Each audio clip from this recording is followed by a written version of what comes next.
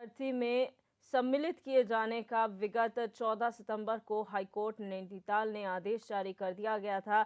मुख्य न्यायाधीश विपिन सांघी और आर.सी. खुल्बे की युगल खंडपीठ ने इन अभ्यर्थियों के पक्ष में निर्णय सुनाते हुए कहा कि NIOS DLED योग्यताधारियों को भी प्राथमिक गतिमान शिक्षक भर्ती में सम्मिलित किया जाए। साथ ही 2000 रुपये प्रति याची को अर्थदंड का भुगतान भी करें, लेकिन सरकार की उदासीनता के कारण ये सड़कों पर अपने परिवार के साथ आंदोलन करने के लिए बाध्य हो रहे हैं। राज्य सरकार ने प्राथमिक शिक्षक राजकीय प्राथमिक विद्यालयों में जो भर्ती निकली थी नवंबर दिसंबर 2020 में, उसमें हम लोगों ने हम NIOS DLED वालों ने भी आवेदन किया था और जिसमें सरकार ने हमको लेने के लिए मना कर दिया था। जिसके बाद हम कोर्ट में गए।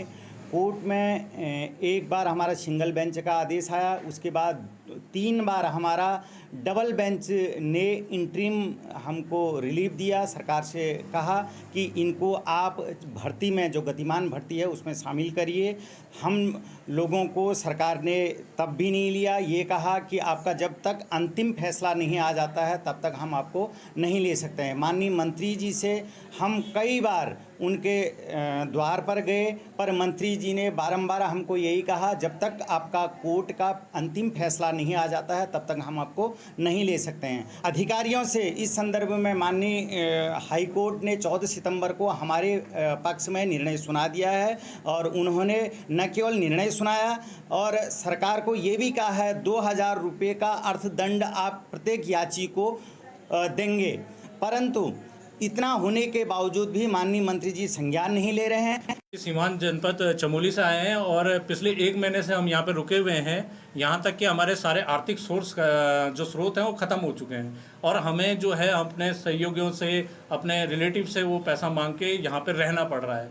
और हम सरकार से ये मांग करते हैं कि जल्द से जल्द जो शासनादेश है वो हमें भर्ती में शामिल करने का जारी करे, जिससे कि हम यहाँ से जा सकें।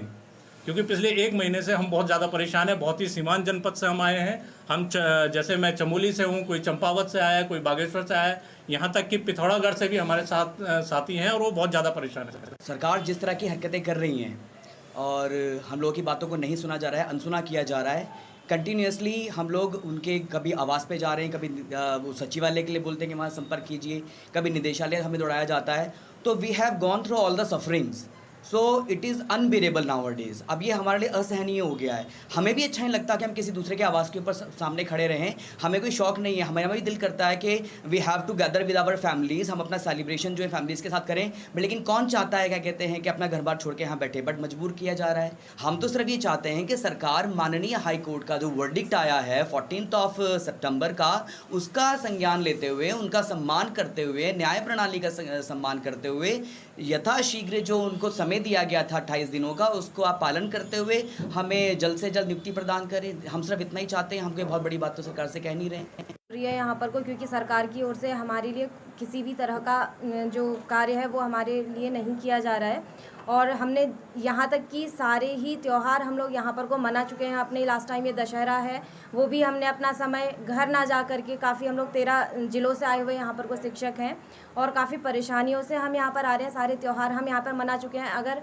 सरकार हमारे लिए अभी भी कोई ये कार्रवाई नहीं करती है, हमारी जॉइनिंग लेटर हमको नहीं देती है, काउंसलिंग नहीं कराती है, तो दीपावली हिंदू पर्व सबसे बड़ा माना जाता है। हम दीपावली का त्यौहार भी यहाँ पर को मनाने के लिए तैयार हैं और जब तक सरकार नहीं सुनेगी, हमने ये ठान लिया है कि हम अपने घरों को वापस नहीं जाएंगे।